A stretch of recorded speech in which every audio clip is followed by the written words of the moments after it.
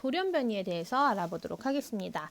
자, 돌연변이란 여러분들이 이미 잘 알고 계실 것 같아요. 뭔가 위에 부모들한테는 쭉 위에 부모들한테는 절대 나오지 않았던 뭔가 새로운 것들이 나타나는 현상들을 이제 돌연변이라고 얘기를 하는데요. 이 돌연변이에는 두 가지 종류가 있습니다. 염색체에 뭔가 문제가 생긴 염색체 돌연변이, 그리고 유전자에 영향이 생긴 유전자 돌연변이가 있습니다. 자, 이때 염색체 돌연변이 같은 경우에는 핵형 분석으로 파악이 가능할까요? 불가능할까요?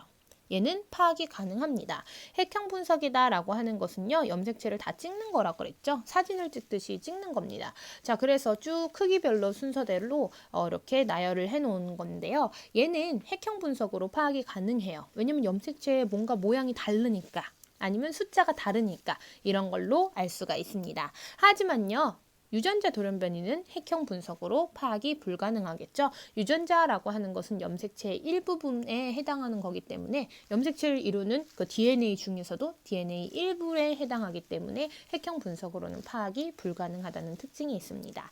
자, 그러면요, 염색체 돌연변이 중에서 염색체 수 이상과 그리고 염색체 구조 이상을 살펴보도록 하겠습니다. 자, 뭐부터 할 거냐면요, 밑에 있는 염색체 구조 이상부터 한번 살펴보도록 할게요. 얘가 더 쉽고 빠르니까. 자, 염색체 구조 이상이라고 하는 것이 있습니다. 자, 구조적으로 뭔가 문제가 생긴 거예요. 한번 볼게요. A, B, C, D, E, F, G, H 이렇게 가는데요. 그러다가 여기 갑자기 봤더니 뭔가가 빠져 있어요. D 부분이 빠져 있죠, 그쵸? 이렇게 빠지는 것을 뭐라고 얘기하냐면 결실이라고 합니다. 예를 들면 5번 염색체 결실의 경우에는 그 5번 중에서 1번부터 2번, 3번 쭉 이렇게 하게 되죠. 인간의 5번 염색체가 윗부분이 결실되는 경우가 생기기도 합니다. 그런 경우에는 고양이 울음 증후군이라고 해서 울 때 약간 고양이 울음소리와 비슷하다라고 해서 이런 증후군 이름을 붙여줬다고 해요. 여러분들 관심 있으시면 이것도 한번 검색해 보시면 좋을 것 같습니다. 자, 두 번째는요. ABCD 쭉 이렇게 가다가 BC 이렇게 나왔어요. BC가 더 중복됐네 라고 해서 두 번째는 중복입니다. 자, 세 번째는요. A, B, C, D, E 이렇게 순서대로 가다가요. 갑자기 중간에 A, D, C, B 이 순서가 확 바뀐 거죠. 반대로. 자, 이것은 역위라고 얘기를 합니다. 자, 네 번째는요. A, B, C, D 이렇게 하는 요런 염색체가 있고요. 그 다음에 M, N, O, P 이렇게 가는 염색체가 있습니다. 얘네들은 상동 염색체일까요? 아니죠. 그렇죠? 왜냐면 대립 유전자가 아니잖아요. 서로. 그렇죠? 그리고 모양과 크기도 같지도 않고.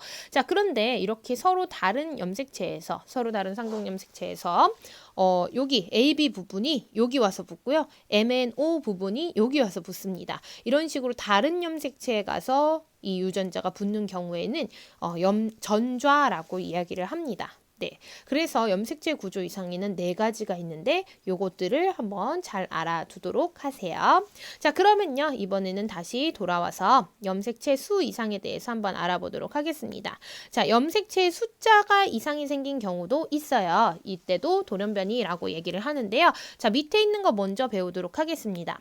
자, 크게는요, 이수성 돌연변이와 배수성 돌연변이로 나뉘게 되는데요. 배수라고 하는 거는 뭐 2의 배수, 4의 배수 이런 것처럼 이렇게 점프 하는 거죠. 그쵸? 숫자가. 감수 분열을 할 때 모든 염색체가 비분리돼서요. 3벌 이상의 염색체 세트를 가지는 경우에는 배수성 돌연변이라고 합니다.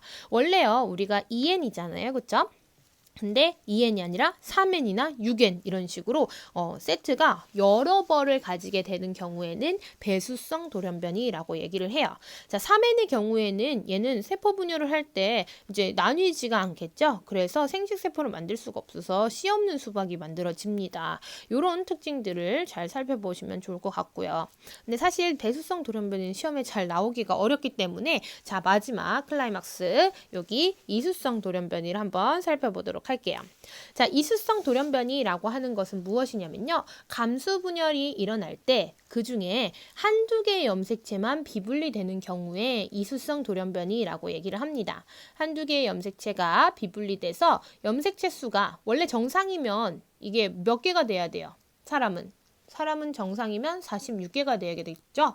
근데 뭔가가 엄마 거든 아빠 거든 이제 정자가 되든 뭐 남자가 되든 그런 것들이 비분리가 일어나게 됩니다. 그러면 원래는 23개 만나서 46개여야 됐는데 뭔가 문제가 생겨서 뭐 22개와 23개가 만났다. 정상과 뭐 부족한 것이 만났다라고 한다면 45개가 되겠죠. 이런 식으로 정상보다 숫자가 염색체 숫자가 한두 개 많거나 혹은 한두 개 적은 돌연변이를 이수성 돌연변이라고 얘기를 해요. 배수랑은 다르죠. 얘는 2n, 3n, 4n, 5n 이런 식으로 이렇게 배수적으로 증가하는 게 배수성 돌연변이였다면 이수성 돌연변이 같은 경우에는 원래는 2n이어야 되는데 그거에서 하나 모자란 2n-1이 되거나 혹은 2n이어야 되는데 하나 더 많은 2n 플러스 1이 되거나 이런 식이 되게 됩니다. 자, 그러면요. 한번 보도록 할게요. 이수성 돌연변이에는요, 두 가지 이제 종류로 얘기를 해요. 하나는 감수 1분열에서 비분리가 일어났을 때, 그리고 감수 2분열에서 비분리가 일어났을 때, 이렇게 두 가지 상황에 대해서 여러분들이 이수성 돌연변이를 이해하시는 게 좋을 것 같습니다. 자, 그럼 한번 볼게요. 자, 두 개가 이제 있습니다. 얘는 상동염색체죠. 모양과 크기가 같은 상동염색체고요. 하나는 아빠한테 왔을 거고, 하나는 엄마한테 왔을 것입니다. 자, 그러면 이제 내 몸에서 세포 분열이 일어나게 됩니다. 어떤 세포 분열이냐면 감수 분열이 되겠죠. 생식 세포 분열이 됩니다. 자, 근데요. 원래는 감수 분열이 제대로 일어난다면 얘는 한쪽으로 갈 거고요. 얘는 한쪽으로 가게 되겠죠. 그렇죠? 양쪽으로 나뉘어져야 되는데 그게 아니라 감수 1분열에서 비분리가 일어났어요. 그래서 이게 세트가 한쪽으로 다 갔다고 해봅시다. 자, 그러면요. 여기가 다 이쪽으로 이동했기 때문에 얘는 요 염색체들이 없겠죠. 선생님, 그럼 얘가 다 갔으니까 얘는 아예 염색체가 없는 거 아닙니까? 이건 아니에요. 왜냐면 46개의 염색체 중에서 요 2개만 나타낸 거기 때문에 나머지는 다 정상 분리가 됐고요. 그리고 이 쌍에 대해서만 비분리가 일어났다라고 보시면 되겠습니다. 그러니까 사람의 경우에는 우리가 2에는 46 해가지고 23쌍이 이렇게 있는 거잖아요. 근데 23쌍 중에 22쌍은 제대로 분리가 됐고요. 그리고 한 쌍만 비분리가 일어났다라고 보시면 되겠습니다. 자, 그러면 이게 한쪽으로 다 이렇게 갔어요.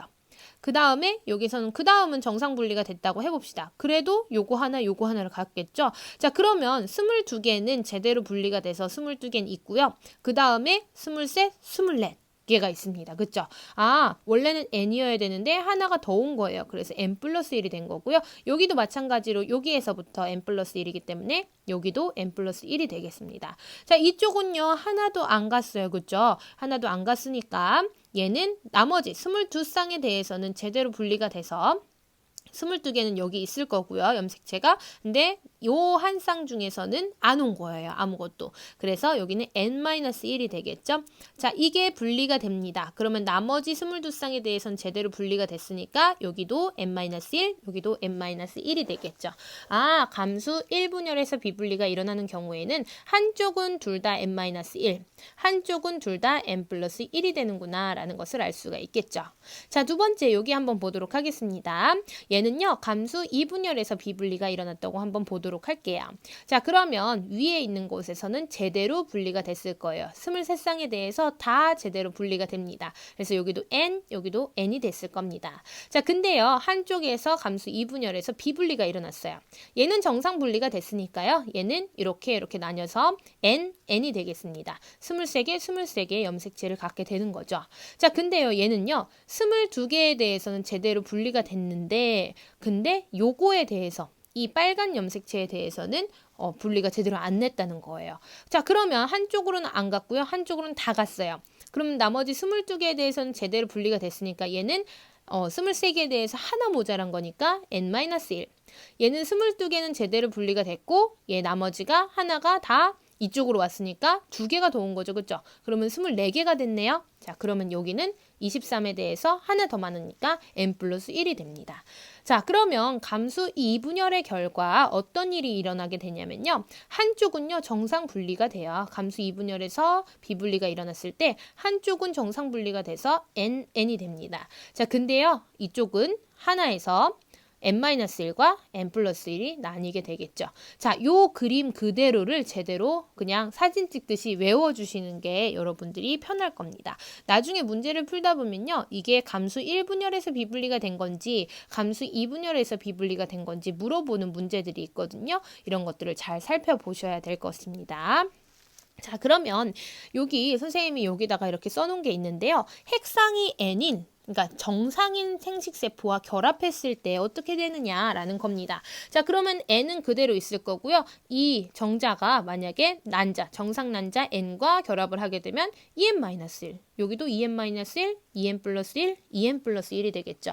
아, 2n-1. 그러니까 46개가 돼야 되는데 그게 아니라 하나가 모자른 45개일 때. 46개가 돼야 되는데 하나가 더 많은 47개일 때.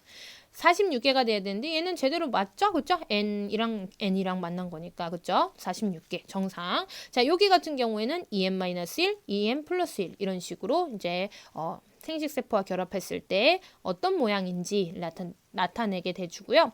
그 다음에 여기 보시면 얘는 모든 생식세포에서 다 이상이 생겼어요. 그렇죠? 모든 거에서. 근데 여기는 2개는 정상이고요. 그리고 2개에 대해서만 염색체 수가 이상이 생깁니다. 그렇죠? 자, 그럼 마지막으로 이것만 보고 끝내도록 하겠습니다. 자, 유전 질환의 예시인데요. 자, 첫 번째는 다운 증후군이 있어요. 자, 많이 들어봤죠? 다운 증후군 같은 경우에는요. 염색체 구성이 하나가 더 많습니다. 뭐가 하나가 더 많냐면요. 성염색체가 아니라 상염색체가 하나가 더 많아요. 상염색체에 대해서 하나를 더 가집니다. 원래는 44 플러스 XX 혹은 44 플러스 XY가 돼야 되는데 상염색체가 하나 더 많고요. 그 상염색체가 몇 번이냐면 21번입니다. 얘는 꼭 외워주세요. 다운증후군 21번 3개 꼭 외워주세요. 자, 이런 경우에는 이런 특징들을 가지게 되고요. 두 번째, 에드워드 증후군이 있습니다. 얘도 상염색체가 하나가 더 많은 거예요. 2n 플러스 1이 되는 거죠. 자, 얘는 뭐가 3개냐면요. 18번이 3개가 되겠습니다. 18번 3개. 얘네 2개 외워주세요. 꼭. 자, 그러면 이때 어떤 특징을 갖냐면 이런 것들을 갖게 됩니다. 그 다음에 세 번째와 네 번째는요. 성염색체에 이상이 생긴 건데요. 터너 증후군입니다. 터너 증후군은 2n-1이에요. 그 소리는 뭐예요? 하나가 없다는 거죠. 그쵸? 45개라는 얘기입니다. 자, 45개인데요. 뭐가 하나가 없냐면 성염색체 하나가 없어요. 그래서 X만 가지게 되면 얘는 터너 증후군이 되겠습니다. 자, 얘는요. 성염색체가 하나고요. 얘는 외형은 여자입니다. 왜냐면 Y를 가지고 있지 않기 때문에 외형은 여자예요. 하지만 이런 특징들을 가지게 되겠죠. 자, 그 다음 마지막으로 클라인펠터 증후군입니다. 클라인펠터 증후군은요. XXY예요. 하나가 더 많네요. 그쵸? 성염색체가 하나가 더 많습니다. 그래서 2n 플러스 1이 되고 총 염색체 개수는 47개가 되겠죠. 그쵸? 47개. 얘는 성염색체가 3개고요. XXY니까 Y를 가져요. 그쵸? Y를 가지면 외형은 남자가 되겠습니다. 하지만 이런 특징들을 가지게 됩니다. 그래서 이 4개는요. 꼭 알아두시길 바랍니다. 왜냐면 문제에 굉장히 자주 나오는 부분들이거든요. 그래서 어려운 부분이 아니기 때문에 여러분들이 다 공부를 하고 계시면 되겠습니다.